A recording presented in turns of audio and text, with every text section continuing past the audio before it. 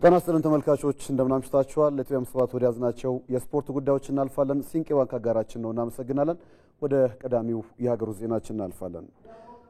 ቀሪ የዓለም እግር ኳስ ዋንጫ የማጣሪያ መርሃ ግብሮች ያሉበት የኢትዮጵያ ብሔራዊ ቡድን ዛሬ ዝግጅቱን ጀምሯል።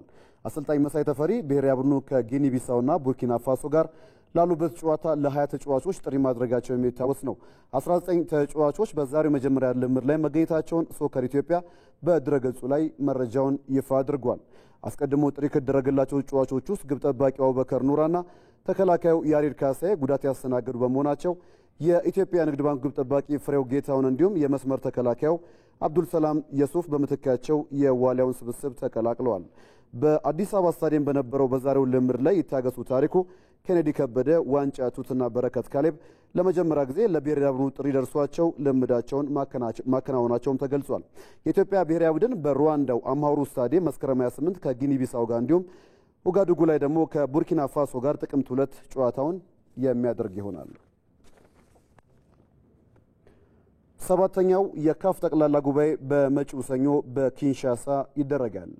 አፍሪካ እግር ኳስ ኮንፌዴሬሽን ካፍ ዓመታዊ መደበኛ ጠቅላላ ጉባኤውን በዲሞክራቲክ ኮንጎ ነው የሚያካሄደው። 54 አባል ሀገራት ያሉት ካፍ በኮንጎ ኪንሻሳ በሚያካሄደው 47ኛው መደበኛ ጠቅላላ ጉባኤ በአህጉሩ የሚደረጉ ውድድሮችን ጥራት በተመለከተ ሰፊ ውይይት እንደሚደረግም ይጠበቃል።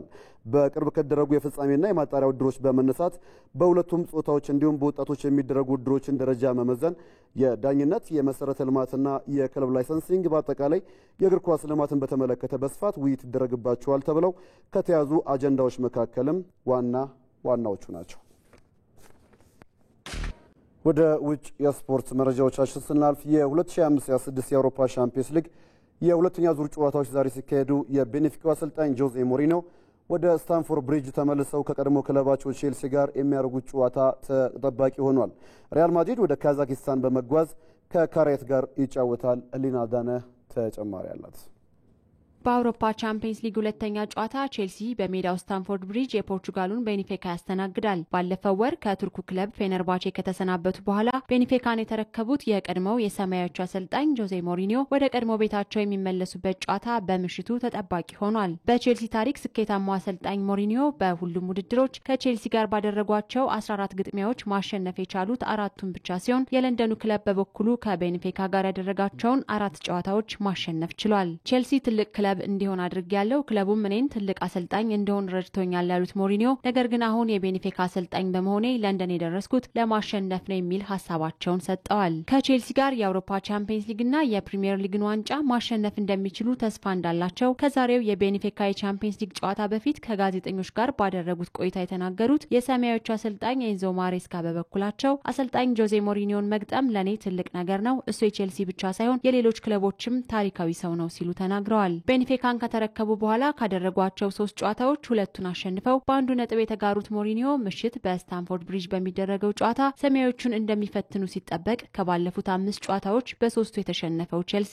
ጉዳት ያጋጠማቸውን የኮል ፓልመር፣ ሊያም ዴላምና ዌስሊ ፎፋናን አገልግሎት አለማግኘቱ ጨዋታውን ፈታኝ ሊያደርግበት እንደሚችል ተገምቷል። በምሽቱ ሌላ ጨዋታ የ15 ጊዜ የአውሮፓ ሻምፒዮኑ ሪያል ማድሪድ የካዛኪስታኑን ክለብ ካይራት አልማቲ በኦርታሊክ ስታዲየም ይገጥማል። የ13 ሰዓት በረራ አድርጎ ወደ ካዛኪስታን የደረሰው ሪያል ማድሪድ የጉዞ መርዘም ፈታኝ እንደሚሆንበት ተጠብቋል። የካዛኪስታኑ ክለብ ካይራት አልማቲ ከ2 ሳምንት በፊት በመጀመሪያ ጨዋታቸው ክብረ ወሰን የሰበረውን 6900 ኪሎ ሜትር በመጓዝ በፖርቹጋል ስፖርቲንግን የገጠሙ ሲሆን በጨዋታው 4-1 መሸነፋቸው ይታወሳል። ወደ ካዛኪስታን መብረር ቀላል አይደለም ሲል ለቢቢሲ ስፖርት የተናገረው ተከላካዩ ዳሚር ካስቦላት በሜዳችን የሚደረጉ ጨዋታዎች ትልቅ ጠቀሜታ ይኖራቸዋል፣ ከደጋፊዎቻችን ጋር መሆኑና ርቀቱን እንደ ጥሩ ድል እንጠቀማለን ሲል ሪያል ማድሪድን መግጠም ከባድ ቢሆንም የቦታውን ርቀት እንደ መልካም አጋጣሚ እንደሚያዩት ተናግሯል። በሳንቲያጎ በርናባው ለሪያል ማድሪድ ባደረጋቸው 8 የቻምፒየንስ ሊግ ጨዋታዎች 7 ጎሎችን ያስቆጠረው ክሊያን ምባፔ ዛሬም የፊት መስመሩን ሲመራ ከማርሴይ ጋር በነበረው ጨዋታ በቀይ ካርድ የወጣው ዳኒ ካርቫሃል በጨዋታው አይኖርም። ጉዳቶች የአሎንሶን እቅድ ውስብስብ ማድረጋቸውን የቀጠሉ ሲሆን ክለቡ የአሌክሳንደር አርኖልድ፣ ሩዲገር ሚሊታውና ሜንዲን አገልግሎት ዛሬም የማያገኝ ይሆናል። ካዛኪስታን በ2002 ከተሰጣት እውቅና በኋላ የአውሮፓ እግር ኳስ ማህበር አባል መሆኗ የሚታወስ ሲሆን ከቅርብ 10 ዓመታት ወዲህ 4 የሊግ ዋንጫዎችንና 8 የሀገር ውስጥ ዋንጫዎችን ያሸነፈው ካይራት ከ10 ዓመት በፊት በቻምፒየንስ ሊግ ከተጫወተው ብቸኛው የካዛኪስታን ቡድን አስታና በኋላ ለመጀመሪያ ጊዜ በመድረኩ ይወዳደራል። ሌሎች የአውሮፓ ሻምፒየንስ ሊግ ጨዋታዎችን በምሽቱ ሲጠበቁ ሊቨርፑል ወደ ቱርክ ተጉዞ ጋላታሳራይን ይገጥማል። የአርኔ ስሎት ቡድን በፕሪሚየር ሊጉ በክሪስታል ፓላስ ከደረሰበት ሽንፈት ለማገገም ጭምር የሚያደርገው ፍርሚያም ይሆናል። ይበልጣል ሰውነት ተጨማሪ አለው። የ2025-26 የአውሮፓ ሻምፒዮንስ ሊግ በሁለተኛ ዙር መርሃ ግብር ዛሬ ሲመለስ ጋላታሳራይ ሊቨርፑልን በራምስ ፓርክ የሚያስተናግድበት ጨዋታ ይጠበቃል። የመርሲሳይዱ ክለብ በስድስተኛ ሳምንት የእንግሊዝ ፕሪሚየር ሊግ በክሪስታል ፓላስ ከደረሰበት የ2-1 ሽንፈት በኋላ የሚያደርገው ጨዋታ ነው። በአውሮፓ ሻምፒዮንስ ሊግ አትሌቲኮ ማድሪድን በማሸነፍ መልካም ጅማሮን ያደረገው የአርነ ስሎት ቡድን ተከታታይ ሁለተኛ ድሉን አልሞ ነው ወደ ኢስታንቡል የተጓዘው። ቡድኑ ካለፈው 14 የምድብ ጨዋታዎች 13ቱን በማሸነፍ መልካም የሚባል የኋላ ታሪክ ከትቧል። ባለፈው የውድድር ዓመት በቀጥታ ጥሎ ማለፉን መቀላቀሉን ካረጋገጠ በኋላ የበርካታ ተጫዋቾች ለውጥ አድርጎ ወደ ሜዳ ገብቶ በፒኤስቪ የተረታበት ጨዋታ ብቻ ነው። የኦካምቡሩክ ጋላታሳራይ በአንጻሩ በአይንትራክ ፍራንክፈርት ከደረሰበት የ5-1 ሽንፈት ለማገገም የሚያደርገው ግጥሚያ ነው። ከዚሁ በተቃራኒ ሰባተኛ ሳምንት ላይ በደረሰው የቱርክ ሱፐር ሊግ ውድድር በ100% አሸናፊነት እየገሰገሰ ይገኛል። ሆኖም ግን በቅርብ ዓመታት በሜዳው ባደረጋቸው 8 የአውሮፓ መድረክ ጨዋታዎች ከድል ጋር መታረቅ እንዳለመቻሉ ዛሬስ ምን ይፈጠር ይሆን የሚለው ከወዲሁ ይጠበቃል። በ2018 ሎኮሞቲቭ ሞስኮን 3-0 የረታበት ጨዋታ የራምስ ፓርክ የመጨረሻ ድሉ ነው። ይሁንና የኦካምቡሩክ ቡድን ከእንግሊዝ አቻዎቹ ጋር ያለው የቅርብ ዓመታት ሪከርድ ከዚህ በተቃራኒው ነው። ባለፉት 3 የአውሮፓ መድረክ ግንኙነቶች በአንድም የእንግሊዝ ቡድን አልተሸነፈም። ማንቸስተር ዩናይትድ እና ቶተንሃምን በተመሳሳይ 3-2 በሆነ ውጤት ማሸነፉ አይዘነጋም። ሊቨርፑል በአንጻሩ ወደ ቱርክ ተጉዞ ከጋላታሳራይ ጋር ካደረጋቸው የመጨረሻ 2 ጨዋታዎች በአንዱም እንዳለማሸነፉ ዛሬ ያንን ደካማ ሪከርድ ለማሻሻል ጭምር ይጫወታል። በቅጣት ምክንያት በክሪስታል ፓላሱ ጨዋታ ያልነበረው ሁጎ ኤኪቲኬ በዚህ ጨዋታ መመለሱ ለአሰልጣኝ አርነ ስሎት የቡድን ጥልቀት ወሳኝ ሚና ይኖረዋል። ሌላኛው አዲሱ ፈራሚ አሌክሳንደር ኢሳክ በቅዳሜው ጨዋታ 84 ደቂቃ ሜዳ ላይ ቆይቶ እዚህ ገባ የሚባል ተጽዕኖ እንዳለመፍጠሩ በዛሬው ጨዋታ ሁጎ ኤኪቲኬ በቋሚነት ሊሰለፍ እንደሚችል ይጠበቃል። ባለፈው ሳምንት በመጀመሪያ የሊቨርፑል ማሊያ ጨዋታው የጉልበት ጅማት መበጠስ ጉዳት ያጋጠመው ጆቫኒ ሊዮኒና ፌዴሪኮ ኬዛ ከስብስቡ ውጭ ናቸው። በቅዳሜው ጨዋታ ጎል ያስቆጠረው ጣሊያናዊው አጥቂ ኬዛ ሊዮኒን በመተካት በቻምፒየንስ ሊግ ስብስቡ ውስጥ መካተቱ ይታወሳል። ግብፃዊው አጥቂ መሐመድ ሳላህ በበኩሉ ዛሬ 2 ካስቆጠረ በመድረኩ 50ና ከዚያም በላይ ጎሎችን ያስቆጠረ 11ኛው ተጫዋች ይሆናል። በክረምቱ ከባየር ሌቨርኩሰን ያዘዋወሩት ፍሎሪያን ቪርትስም በሊጉ ጨዋታዎች ያላሳየውን እምቅ ችሎታው ሊያወጣበት የሚችል አጋጣሚ እንደሚሆንለት ይጠበቃል። ጀርመናዊው በአትሌቲኮ ማድሪድ ጨዋታ ከክፍት የጨዋታ መንገድ 5 የግብ ዕድሎችን በመፍጠር አስደናቂ የሚባልን እንቅስቃሴ አድርጎ ነበር።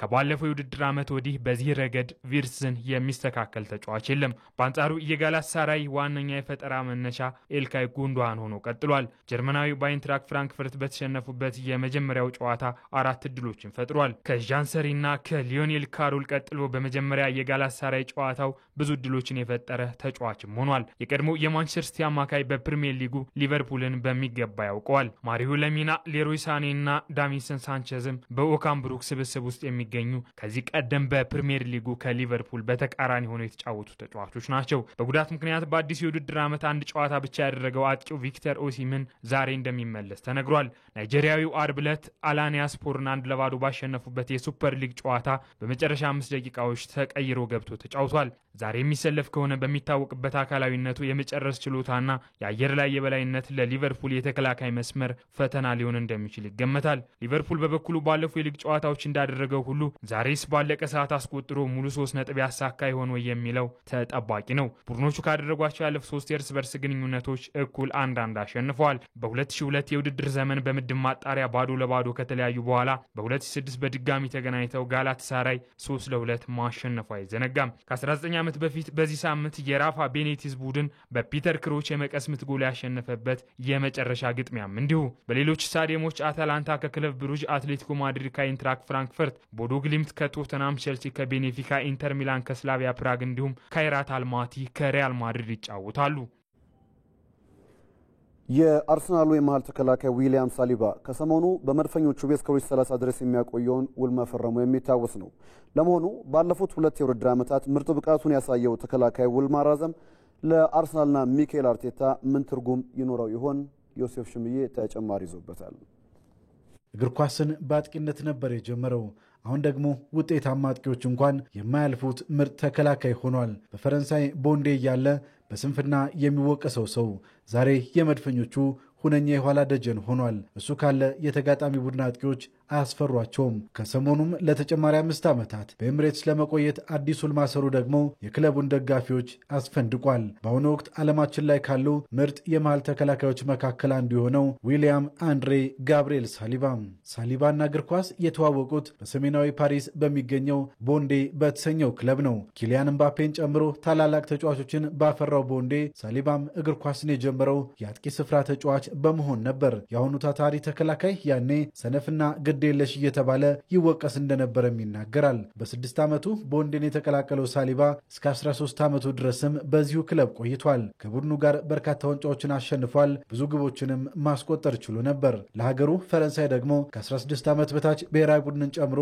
በሁሉም የዕድሜ እርከን ቡድኖች ተሰልፎ ተስፈኝነቱን በሚገባ አሳይቷል። በቦንዴ 8 ዓመታትን ካሳለፈ በኋላም ሞንትፌሜል ወደ ተሰኘው ሌላኛው የፈረንሳይ ክለብ አቅንቷል። ከዛም ወደ ሴንቲቴን ቀጥሎ ደግሞ ወደ አርሰናል በመዛወርም ወደ ታላቅነት ተሸጋግሯል። መድፈኞቹን ከተቀላቀለ በኋላ ደግሞ በተለይም ባለፉት 2 የውድድር ዓመታት አርሰናል በሊጉ ጠንካራ የመከላከል አደረጃጀት ያለው ቡድን እንዲሆን ዊሊያም ሳሊባ ትልቅ አስተዋጽኦ ነበረው። ባለፈው የውድድር ዓመት 51 ጨዋታዎችን ያደረገው ሳሊባ ለሶስተኛ ተከታታይ የውድድር ዓመት የሁለተኝነት ደረጃን ይዞ በጨረሰው የማይክል አርቴታ ቡድን ቁልፉ ተጫዋች ነበር። አሁንም የዋንጫ ጥማታቸው ላልተመለሰው መድፈኞቹ የዊሊያም ሳሊባና ጋብርኤል ማጋሌሽ ውላቸውን ማደስም የዋንጫ ተስፋቸውን ያለመለመ ሆኗል። ሳሊባ የማይክል አርቴታን አመኔታ በቶሎ ካገኙት ተጫዋቾችም መካከል አንደኛው ነው። ባለፉት 2 የውድድር ዓመታት እንደ ሳሊባ በርካታ ደቂቃዎችን በሜዳ ላይ ያሳለፈ የአርሰናል ተጫዋችም የለም። የተጫወተው ደቂቃ ብዛቱ ብቻ ሳይሆን በወጥነት ምርጥ ብቃቱንም አሳይቷል። ጠንካራ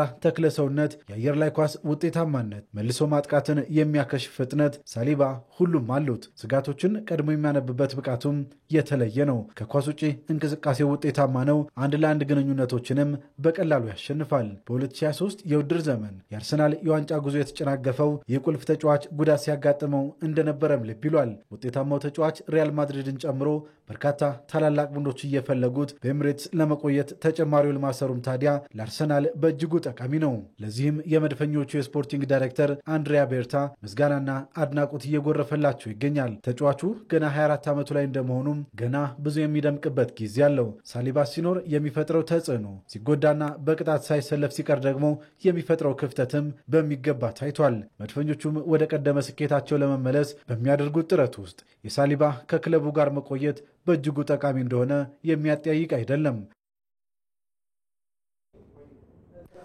በቴኒስ መረጃችን ስፔናዊው ካርሎስ አልካራዝ የጃፓን ኦፕን ዋንጫ አሸናፊ ሆነ። አሜሪካዊው ታይለር ፍሪዝን የገጠመው የዓለም ቁጥር 1 ካርሎስ አልካራዝ በቀላሉ 6-4 በሆነ ተመሳሳይ የ2-0 ድምር ውጤት በማሸነፍ በውድድር ዓመቱ 8ኛ ስኬቱን በቶኪዮ አግኝቷል። በጃፓን ኦፕን 67ኛ ጨዋታውን በውድድር ዓመቱ ዛሬ ያሸነፈው አልካራዝ ከሲንሲናቲና ዩኤስ ኦፕን በመቀጠል 3ኛ ተከታታይ የዋንጫ ስኬቱም ሆኖለታል። ከአካላዊ ጥንካሬው ጋር በተያያዘ ማስተካከል ያለበትን ጉዳይ በማንሳት ማገገምና እረፍት ማድረግ ስላለብኝ በሚል ከቻይና ኦፕን ራሱን ባገለለ ከሳምንታት ልዩነት ካርሎስ አልካራዝ በጃፓን ኦፕን ላይ መሳተፉም አነጋጋሪ ሆኗል። በተመሳሳይ ቤጂንግ ላይ የተከናወነ በሚገኘው የቻይና ኦፕን ጣሊያናዊው ያኒክ ሲነር አውስትራሊያዊው አሌክስ ደ ሚኑሬን በማሸነፍ ወደ ፍጻሜው አልፏል። ሜድቬዴቭን ያሸነፈው አሜሪካዊ ታይን በፍጻሜው ያኒክ ሲነርን የሚገጥም ይሆናል። ለኢትዮጵያም 7 ያዝናቸው የስፖርት ጉዳዮቻችን ይሄን ይመስላሉ። ሰለሞን አባቡ ነበርኩኝ። በያላችሁበት መልካም ምሽት